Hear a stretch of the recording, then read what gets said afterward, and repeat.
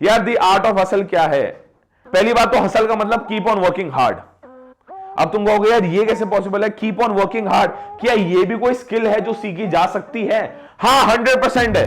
जब मैं रामजस कॉलेज में था तब मुझे नहीं लगता था कि ऐसी कोई स्किल है, पर यार जब मैंने एमबीए में एंट्री करी और मुझे पता लगा कि वहां का लाइफस्टाइल कैसा होता है, वहां पे तुम्हें कैसे पूरी रात रात जगाते हैं just to make you proactive, just to make you hustle, just to make you work hard, just to make you industry और कॉर्पोरेट रेडी।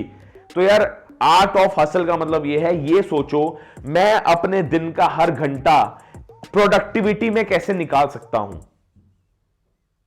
अब इस केस में प्रोडक्टिविटी का मतलब यह है आपको हर समय कुछ ना कुछ ऐसी चीज करनी है, ट्राई करना है, एक टाइम टेबल बनाना है जिसके थ्रू आप कुछ ना कुछ प्रोडक्टिव, कुछ ना कुछ नई स्किल सीख रहे हो, कुछ ना कुछ नई बुक पढ़ रहे हो, नए लोगों से मिल रहे हो। इससे याद आया, अगर आपने डिस्कॉर्ड का लिंक ज्वाइन नहीं किया तो प्लीज डिस्कॉर्ड का लिंक ज्वाइन करो। उसमें यार हमारी दिल्ली यूनिवर्सिटी की एक बहुत बड़ी कम्युनिटी है, उसमें सारे के सारे लोग, most brilliant community of college life आपको वहां पे मिल रही होगी। वहां पे हम स्किल एनहांसमेंट सेशंस लेते हैं, इन्फ्लुएंसिंग मार्केटिंग के सेशन लेते हैं। ये सब चीजें आपको यूट्यूब पे भी अवेलेबल हैं। तो अगर आपने डिस्कॉर्ड का लिंक ज्वाइन नहीं किया तो प्लीज करो। वहां पे आपकी बहुत ही बढ़िया एक कम्युनिटी से मुलाकात होगी।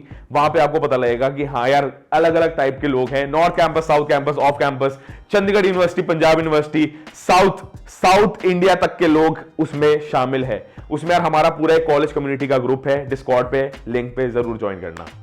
इसी के साथ यार मैं तुम्हें बताना चाहता हूं कि हमारी जनरेशन का टाइपो क्या है। टाइपो मतलब किस जॉनर में हम लाई करते हैं। दूसरे इंसान को जब तुमने पकड़ लिया ना, दूसरे इंसान की जब तुमने माइंडसेट समझ लिया तो तुम दुनिया जीत गए हो। तो तुम्हारा वो कस्टमर भी बन सकता है, फ्रेंड भी बन सकता है, कलीग भी बन सकता है, वो तुम्हारा साथी, हमदम का साथी बन सकता है। बस दूसरों को माइंड को समझना है, दूसरे के माइंड से खेलना है, दूसरे के माइंड को समझना है कि यार ये क्या बताना चाह रहा है, ये मेरा अनड्यू एडवांटेज तो नहीं ले रहा।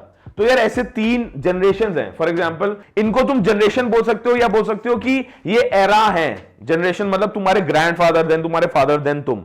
तो यार जो हमारे ग्रैंडफादर का एरा था वो क्या था? वो था इंडस्ट्रियलाइजेशन एरा। उसमें क्या होता था? People used to work hard in factories and corporates just to earn their basic bread and living. Same concept को आप बोल सकते हो रोटी कपड़ा मकान खरीदने के लिए, अपने पास पाने के लिए हम हसल कर रहे हैं, हम हार्डवर्क कर रहे हैं। उसमें आप मान सकते हो कि यार रोटी कपड़ा मकान ये लेने के लिए हम मेहनत कर रहे हैं। इन शॉर्ट बताऊं तो basic necessities of life attain करने के लिए हम बहुत ही ज्यादा हासिल कर रहे हैं। अब इस केस में मेरा बॉस चाहे मुझे गालियां दे रहा हूं, चाहे मेरे साथ मारपीट कर रहा हूं, मैं ऑर्गेनाइजेशन छोड़ के नहीं जाता था। मैं उसी एनवायरमेंट में रहता था क्योंकि मुझे बेसिक नेसेसिटीज लेनी थी। यार घर पे मेरा फैमिली पूरा भूखा बैठा हुआ है तो मुझे बेसिक नेसेसिटीज चाहिए ही चाहिए, चाहे मेरे साथ कुछ भी कर लो तुम। फिर सेकेंड एरा आया।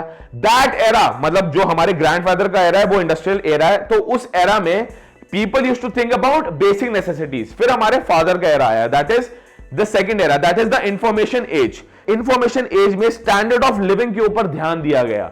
इसका मतलब कि पहले हमारे ग्रैंडफादर्स ने देखा कि बेसिक नेसेसिटीज हैं, फिर हमारे फादर्स, हमारी मदर्स ने देखा कि यार एजुकेशन लोन कैसे भरना है, ईएमआई कॉस्ट कैसे बढ़नी है, आपका गाड़ी का लोन कैसे बढ़ना है, हाउसिंग लोन कैसे बढ़ना है, हमें स्टैंडर्ड ऑफ लिविंग ज्यादा बेटर करनी है। तो कॉर्पोरेट्स के साथ उनके कॉन्ट्रैक्ट्स होने लग गए। तो स्टैंडर्ड ऑफ लिविंग इंक्रीज करने के लिए हमारे फादर्स काम करते थे। अब जो हमारी जॉनर है वो है social era. Social era because it's all a community. Social community का मतलब आज के टाइम में आप हर चीज सोशली अवेलेबल है, इंफॉर्मेशन फ्रीली अवेलेबल है। आप कोडिंग यूट्यूब पे जाके सीख सकते हो, ग्राफिक डिजाइनिंग, कोडिंग, फ्रीलांसिंग, हर चीज आप यूट्यूब पे जाके फ्री में सीख सकते हो। तो इसका मतलब क्या है?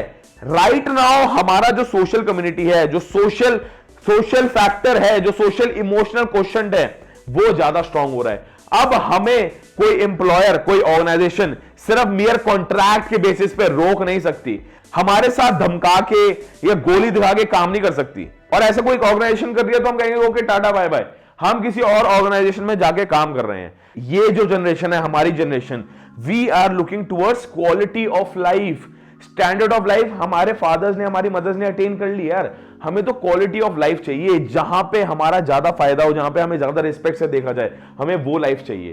तो यार मैं आपको एक कहानी इसलिए बता रहा हूं क्योंकि जो इंडस्ट्रियलिस्ट एज थी उसमें हसल सबसे ज्यादा थी। जैसे जैसे एरा, जैसे जैसे एज बढ़ती गई, हसल हमारी कम होती गई। तो यार वो जो एटीट्यूड बिल्डिंग है, वो एटीट्यूड मोल्ड हमारा इस सोशल एज की वजह से हो रहा है। हम कुछ अच्छा करते ही एग्जाम्पल मान लो जैसे सेमेस्टर 1 सेमेस्टर 2 इन सबके तुमने एग्जाम्स दिए, तो तुम कहोगे चलो भाई पार्टी करने चले, let's go on a trip. मैं ये नहीं कह रहा ट्रिप्स इंपॉर्टेंट नहीं है, वो भी कॉलेज लाइफ का एक बहुत रेलेवेंट एक्सपीरियंस है, बट यार हसल ढूंढो। हसल जब तक नहीं ढूंढोगे अपनी लाइफ में, तब तक घर पे जैसे अभी तुम बैठे हो वैसे कि बैठे रह जाओगे। कॉलेज खुले ना खुले वो रीजन नहीं होना चाहिए कि नहीं सर अभी तो कॉलेज नहीं खुल रहे तो मैं घर पे बैठा हूं, मुझे फर्क नहीं पड़ रहा, अभी तो क्वारंटाइन है, अभी तो कोविड चल रहा है, मैं घर पे बैठ के जितना मेरे से हो रहा है मैं कर रहा हूं, वरना यार डिप्रेशन हो रहा है, दोस्त नहीं बन पा रहे हैं, दिल्ली यूनिवर्सिटी की वाइब नहीं आ पा रही है। अरे यार वाइब आना ना आना तेरे खुद के हाथ में है। आर्ट ऑफ हसल सीखा जा सकता है, अपना प्रोडक्टिव शेड्यूल बनाना शुरू करो। इस पूरी वीडियो के थ्रू मेरा आपको सिर्फ इतना बताना है कि यार आप socially, mentally, physically, professionally and in society कैसे ज्यादा एक्सेप्टेबल हो सकते हो। हम यहां पे किसी का अटेंशन सीख करने नहीं जा रहे, हम सिर्फ ये बताने जा रहे हैं कि यार हां हम भी इस दुनिया में एग्जिस्ट करते हैं, हम इस दुनिया में कुछ उखाड़ने आए हैं। ये स्किल्स सीखने के बाद तुम वो उखाड़ने के फर्स्ट स्टेप को क्लैरिफाई कर लोगे, ये मैं गारंटी दे रहा हूं।